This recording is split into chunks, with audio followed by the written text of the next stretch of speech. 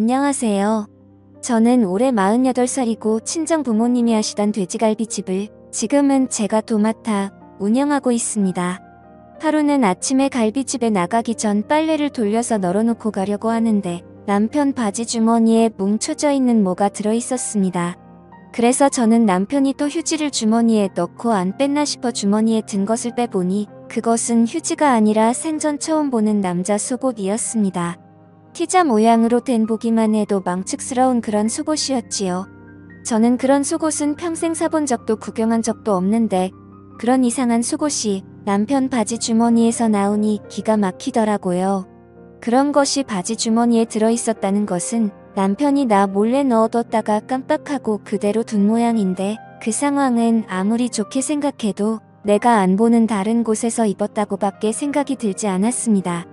매일 일하느라 정신없고 늘 같은 곳에서 일을 하고 있어서 다른 짓을 하고 돌아다닐 거라고는 생각지도 못했는데 지금까지 헛짓거리하고 돌아다녔다고 생각하니 그때부터 남편을 유심히 관찰하고 알아봤더니 남편은 정말 상상 이상이었습니다. 저는 대학생 때부터 부모님 가게에서 부모님을 도우며 일을 했고요. 남편은 원래 중소기업에서 일을 했는데 회사 사정이 안 좋아지면서 회사를 그만두고 친정 부모님이 하시는 돼지갈비집에서 저와 함께 일을 하게 되었습니다. 그리고 우리 두 사람이 손발이 맞아 부모님 없이도 돼지갈비집을 운영할 수 있게 됐을 즈음 부모님은 일을 그만두시고 한 달에 수익금에 얼마를 드리기로 하고 저와 남편이 완전히 도맡아서 하기로 했습니다. 열심히 하는 만큼 돌아오니 남편과 저는 정말 열심히 일했습니다. 열심히 일한 만큼 갈비집의 단골도 많아져서 점점 자리를 잡아갔습니다. 저는 그 속옷을 발견하기 전까지 남편이 식당에 열심히 하고 다른 데는 눈도 안 돌리는 줄 알았습니다. 지금까지 단 한 번도 외박한 적 없었습니다. 누구처럼 상갓집에 간다고 밤을 새고 들어온 적도 없고요.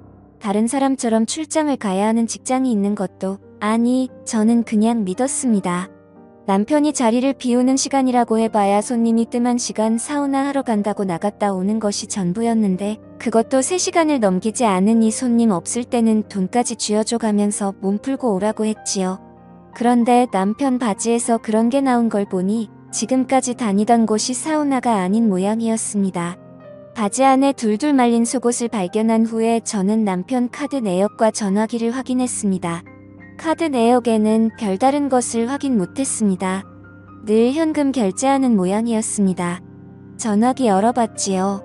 전화기에 여자랑 주고받은 문자나 이상해 보이는 통화 내역은 없었고요. 어디 예약이 되었다는 문자가 있었습니다. 보통 남편이 자리를 비우는 그 시간이더군요. 처음에 저는 사우나인 줄 알았습니다. 요즘은 사우나도 예약을 하고 들어가나 보다 했는데 느낌이 싸해서 전화를 걸어보니 마사지샵이라고 하더라고요. 그래서 저는 감성 마사지샵이 뭔가 싶어 순진하게도 저기 거기 마사지샵인가요? 무슨 마사지를 해주는 곳이에요? 물었지요. 그랬더니 전화 받는 사람이 제가 마사지 받으려고 전화한 게 아니라는 걸 알아차렸는지 아주 사무적인 말투로 네 여기는 경남 아로마 마사지예요 하더군요. 그래서 제가 또 순진하게도 거기 혹시 옷 안 걸치고 이상한 속옷 입고 하는 데인가요? 하고 물었지요. 그랬더니 상대방이 짜증 섞인 소리로 예약 잡으실 건가요? 했습니다. 그래서 저는 아니라고 나중에 다시 전화하겠다고 전화를 끊었습니다. 그냥 전화해서 물어봤을 뿐인데 꼭 도둑질이라도 하다가 들킨 것처럼 괜히 제 심장이 쿵쾅거리더라고요. 남편이 마사지샵에 예약이 잡혔다는 문자를 보니 거의 일주일에 한 번 꼴이었습니다. 주로 가는 곳이 제가 전화한 곳이었고 다른 곳도 돌아가면서 마사지를 받으러 갔더라고요. 저는 그 마사지샵이 여자들 얼굴 마사지하듯 그런 곳인지 정말 이상한 짓까지 하는 곳인지 알 수가 없었지요. 어떻게 알아볼까 고민하다가 근처에 호프집을 하는 젊은 사장이 있는데 친구들하고 우리 집에 자주 오기도 하고 오래전부터 누님 하면서 잘 따르기도 해서 호프집 사장한테 가서 한번 물어봤지요. 내가 요새 몸이 너무 피곤해서 마사지샵 가서 마사지 한번 받아볼까 싶은데 어디가 좋아? 집에 전단지 온 거 보니까 감성 마사지 어쩌고 하는 게 있던데 거기 한번 가볼까? 감성이니까 좋은 음악도 틀어주고 분위기도 괜찮을 것 같은데. 그랬더니 그 호프집 동생이 두 손을 허공에 휘저으면서 아이고 누님 뭐 그런 데를 가시려고 해요. 그런데 100% 이상한 마사지 하는 데예요. 누님처럼 몸이 뻐근하다고 가는 데가 아니에요. 하더군요. 그래서 저는 그래 어떤 데인데 가봤어? 하고 물었지요. 그랬더니 아니 제가 꼭 가봤다기보다는요. 제 친구 놈들이 그런데 들락거리는 놈들이 많거든요. 제가 절대 가봐서 아는 게 아니고요. 저도 들어서 아는 거예요. 그런데 마사지샵 이름 내걸고 하는 데 있잖아요. 그게 대부분 불법 업소라고 보시면 돼요. 아주 극히 드물게 커플들이 같이 가는 마사지샵이 있기는 한데요. 그런 거는 저기 홍대 같은데 그런데 극히 몇 군데 있고요. 나머지는 다 비슷비슷해요. 이름은 전통 마사지, 아로마 마사지, 감성 마사지 뭐 다양한데요. 특히 이거 감성 이거는 진짜 할 거 다 한다고 보시면 되는데요. 감성 중에서도 끝에 빨간색 하트 표시 있는 전단지 있죠. 그런 거는 그냥 뭐 그런 데예요. 제가 누님한테 설명하기 민망하니까 자세히 설명은 안 할게요. 그런데 이 정도로만 말씀드려도 다 아시죠? 남자한테는 여자 마사지사가 붙고요. 여자한테는 남자 마사지사가 붙는데요. 뭐 더 말 안 해도 알겠죠? 아무튼 이런 데는 주로 일회용 속옷을 주거든요. 내가 누님 앞에서 이런 용어를 써도 되는지 모르겠는데 그 티자 있잖아요. 하길래 저는 남편 바지에서 나온 티자가 생각이 나서 순간 깜짝 놀라면서 뭐 했더니 역시 누님한테 이런 얘기하면 안 되는 건데 너무 놀라셨죠? 제가 누님 앞에서 너무 자세하게 얘기를 했나 봐요. 암튼 그렇습니다. 하고 얘기를 마치려고 하기에 아니야 계속 얘기해봐. 그래서 그런 걸 주고 어떻게 하는데? 하고 물었더니 아니 제가 직접 가본 게 아니라서 자세히는 잘 모르고요. 어쨌든 그런 거 일회용 속옷 같은 거 주거든요. 부담스러우면 안 갈아입어도 돼요. 그런데 꼭 갈아입는 이상한 취향인 인간들 있어요. 하긴 거기 가는 게 다 그런 사람들이 가는 거겠지만 어쨌든 보통 마사지 하면 1시간에 7만 원 정도 하는 데도 있고 1시간에 10만 원 하는 데도 있는데요. 금액이 올라가면 올라갈수록 서비스가 좀 높아진다고 생각하시면 되고요. 마사지하는 사람들 옷차림도 금액이 높아지면 높아질수록 불치고 있는 게 없다. 이렇게 보시면 됩니다. 그러니까 그런 데 가시면 안 되고요. 정말 몸이 찌뿌둥하시면 한의원에 이런 거 있잖아요. 건전한데 그런 데 가세요. 괜히 한번 가셨다가 중독돼서 자꾸 가시면 가정아작 나는 겁니다. 한번 가면 나도 모르게 자꾸 가고 싶고 막 생각나고 그렇거든요.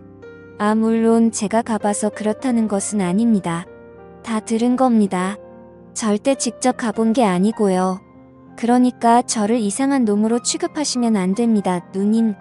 그래서 저는 잘 알겠다고 저는 마사지샵에는 못 가겠다고 집에서 혼자 발 마사지나 해야겠다고 하고 나왔지요. 호프집 동생 앞에서는 아무렇지도 않은 척 했지만 돌아서 나오는데 머리가 핑 돌면서 현기증이 나더라고요. 피곤하다고 해서 좀 쉬었다 오라고 내보냈더니 밖에서 그런 짓을 하고 다닐 줄은 꿈에도 몰랐고요. 저는 그런 이상한 짓은 술집이나 가야 그런 줄 알았는데 술 안 마시고 멀쩡한 정신으로도 저런 데를 갈 수 있다는 것이 신기할 뿐이었습니다.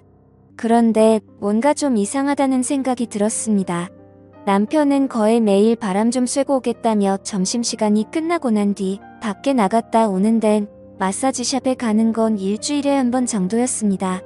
그렇다면 다른 날은 어디로 가는 거지? 라는 생각이 들더라고요.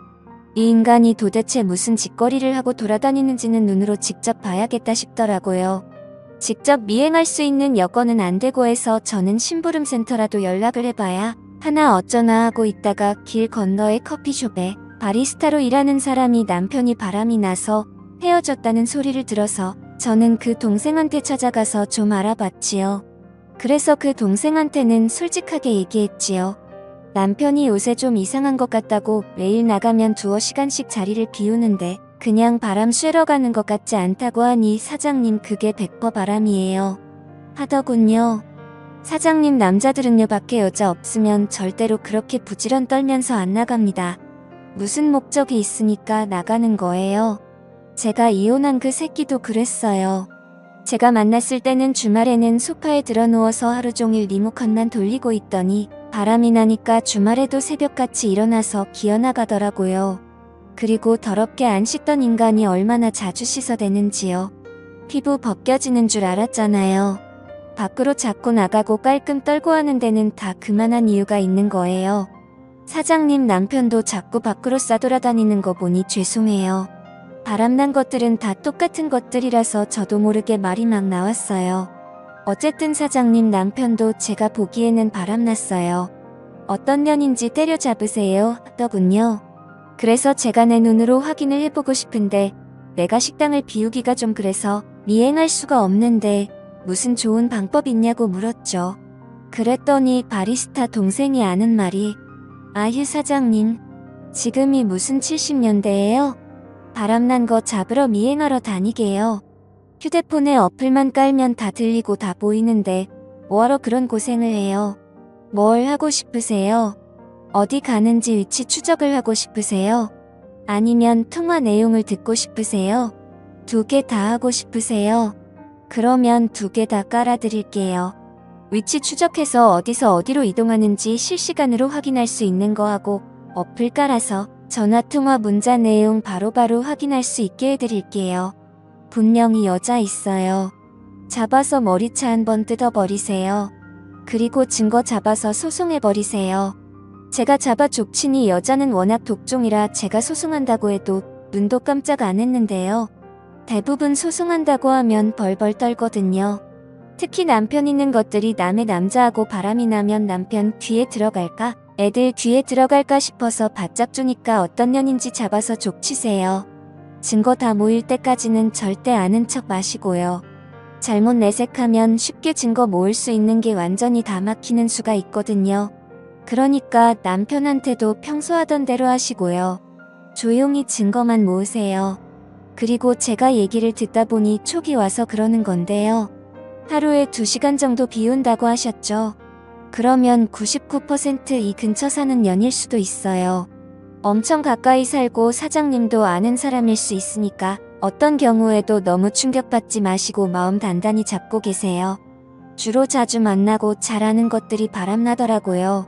제가 이혼한 그 놈은 같은 회사 여자하고 바람났잖아요. 아마 사장님 남편도 주변 사람일 것 같아요. 했습니다.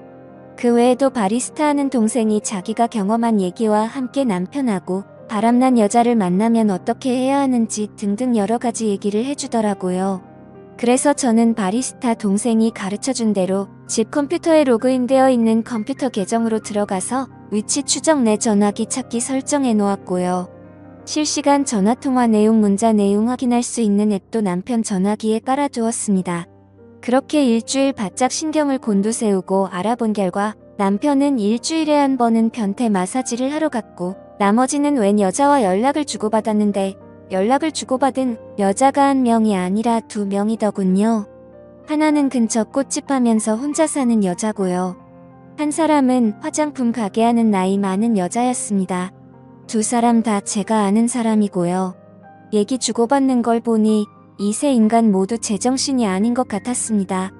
화장품 가게 하는 늙은 여자는 제가 알기로 남편보다 3살이나 많은데 남편은 경희야 하고 이름을 불렀고 그 여자는 남편한테 오빠야 했습니다. 그 소리를 듣는데 하도 기가 막히고 어이가 없어서 저도 모르게 웃음이 나오더라고요. 나이 먹었으면 나이 먹은 값을 해야지. 얼마나 잘 보이고 싶었으면 3살이나 어린 남자한테 오빠야 하면서 오만 콧소리를 다 내는지 인생 진짜 힘들게 산다 싶더군요. 그와 반대로 꽃집 하는 여자는 남편보다 5살이나 어린 여자인데 이 여자는 남편한테 여보하고 부르더라고요. 그 여자는 남편하고 둘이 무인 모텔에 들락거렸습니다. 위치 추적되는 걸 보니까 정확히 모텔이라고 찍히더라고요. 가만히 앉아서 내 손바닥 보듯 움직이는 걸 보고 있으니 신기할 따름이었지요. 꽃가게는 어떻게 하고 가나 싶어서 그 시간에 꽃가게로 가보니 외출 중 팻말을 걸어놓고 갔더라고요. 이 여자의 꽃가게는 일주일에 적어도 한 번 어떨 땐 2번까지 외출 중이 걸려 있었습니다. 반면에 화장품 가게 하는 여자하고는 모텔에 드나들지 않았습니다. 남편보다는 그 여자가 남편을 더 좋아하는 눈치였고 2사람은 옷가게 안에서 나름의 데이트를 즐기는 듯 했습니다. 갈비집이 안정적으로 자리 잡고 먹고 살만해서 그러는 것인지 아니면 원래 여자를 엄청 좋아하는 인간인데 제가 그걸 모르고 살았던 것인지는 모르겠지만 어쨌든 남편은 여자를 만나랴, 마사지 받으러 다니랴 일주일이 엄청 바쁜 사람이었습니다. 참 대단하다 싶더군요. 식당 일은 일대로 하고 집에 가면 저하고도 나름 잘 지냈는데 그 와중에 다른 여자들까지 만족시키고 있었으니 제 눈에는 그저 평범하고 일 열심히 하는 남자였지만 남편은 밖에 나가면 바람둥이 카사노바였던 것이지요. 저는 이것들을 다 어찌할까 바리스타 동생 말처럼 가서 머리채라도 휘감아 버릴까 어쩔까 생각하다가 저는 화장품 가게 하는 여자, 꽃 파는 여자들 다 우리 집에 불렀습니다. 동네에서 같이 장사하면서 언제 한번 갈비 대접해야지 하고 있었는데 여태껏 마음만 있고 실천을 못했네요. 제가 월요일 저녁은 문을 좀 일찍 닫을 거니까 그때 오세요. 제가 대접할게요. 했더니 두 사람 모두 처음에는 좀 당황하더니 차마 거절하기도 뭐해서 온다고 하더군요. 저는 두 사람 모두 똑같은 시간에 불렀고 남편한테도 얘기했지요. 옷집이랑 꽃집이랑 밥 먹으러 오라고 했다고요. 그랬더니 남편이 뭐하러 사람들을 부르냐면서 일부러 뭐하러 먹이냐고 난리를 치더라고요. 그래서 저는 한 동네에서 장사하는 사람끼리 그 정도도 못하냐고, 당신은 불편하면 들어가던가 했더니 남편이 자기가 불편할 게 뭐 있냐면서 자기도 있겠다고 했지요. 그리고 그 여자 둘이 도착한 날 정말 볼만했습니다. 남편은 당황해서 누구한테 눈길을 줄지 몰라 자꾸 땅바닥 하늘만 쳐다보고 당했고, 옷 파는 여자는 그 와중에도 남편 옆에 앉고 싶어서 남편 옆에 앉으려고 기회를 엿보고 있었습니다. 그리고 꽃집은 무슨 배우 출신인지 원래 둘이 전혀 아무 일 없는 사람처럼 관심 없는 척했습니다. 다만 옷가게 여자가 남편 옆에 앉아서 남편을 슬쩍슬쩍 스칠 때 꽃 파는 여자 눈이 옷가게를 째려보면서 도끼 눈이 되더라고요. 가만 보니 두 여자 다 보통 성질 아니겠다 싶더라고요. 그래서 저는 도저히 저렇게 기센 여자들 머리채 못 잡을 것 같았지요. 그 여자들 머리채를 잡았다가는 제 머릿결 다 뽑힐 것 같았습니다. 그래서 저는 옷가게 여자와 꽃가게 여자가 둘이서 서로 머리채 잡도록 했습니다. 테이블에 앉아서 고기를 굽고 있다가 제가 세 사람을 보면서 엄청 재밌는 게 있는데 한번 볼래요? 했지요. 그랬더니 세 사람 모두 뭐냐고 한번 보자고 하더라고요. 그래서 저는 각자 전화번호로 그동안 서로 통화한 내용, 서로 주고받은 문자 내용을 같이 전송시켰습니다. 그랬더니 세 사람 얼굴이 동시에 일그러지면서 서로를 쳐다보고 저를 쳐다보더니 옷가게가 먼저 폭발했습니다. 뭐야 오빠야, 인연이랑 모텔 갔어? 나하고 만나면서 둘이 바람 피웠던 거야? 이 여시 같은 년이랑. 오빠야 왜 그래? 지금까지 다 거짓말이야. 나만 사랑하는 게 아니었어. 그런데 어떻게 전현이랑 모텔을 가? 하더군요. 그랬더니 꽃가게가 이 여자가 미쳤나봐. 어디서 2년 전현이야? 하고 옷가게 머리채를 먼저 잡았습니다. 그랬더니 남편은 아무 말도 못하고 있고 옷가게는 뭐 늙은 여자? 늙은 여자? 하면서 광분을 발휘해서 꽃가게를 다 쥐어뜯어 놨습니다. 겉으로 보기에는 꽃가게가 더 독하고 못돼 보이는데 막상 싸움이 붙으니 옷가게를 못 당하겠더라고요. 늙은 여자라는 말에 자존심이 굉장히 상했던 것인지 온 힘을 다해서 그 여자를 쥐어뜯어 놨습니다. 그랬더니 보고 있던 남편이 두 분 그만하세요. 이거 놓으세요. 놓고 말씀으로 하세요. 하고 말리니 옷가게가 이제는 남편의 멱살을 잡았고 꽃가게는 엄청 분했던지 물병에 물을 그 두 사람에게 확 끼얹었고 열받은 옷가게는 다시 꽃가게 머리채를 잡았습니다.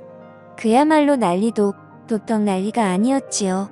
그날 둘이 알아서 싸워주니 손 안 대고 코 푸는 격이었고요. 그 후 저는 여자 둘 다 상간녀 소송을 걸었고 남편도 이혼 소송을 걸어 옷가게 1,500만원, 꽃가게 1,500만원, 남편 2,000만원 이렇게 해서 총합 5천만원의 위자료를 받았습니다. 그리고 남편 자격이 박탈됨과 동시에 우리 갈비집에서도 바로 해고시켜 버렸습니다. 남편과 이혼을 해서 두 딸이 놀라기는 했지만 딸들은 나 같아도 이혼했겠다면서 자기들은 걱정하지 말라고 하더라고요. 엄마 인생이니까 엄마 하고 싶은 대로 잘했다고 했습니다. 두 딸이 그렇게 얘기를 해주니 제가 마음이 한결 가볍고 편하더라고요.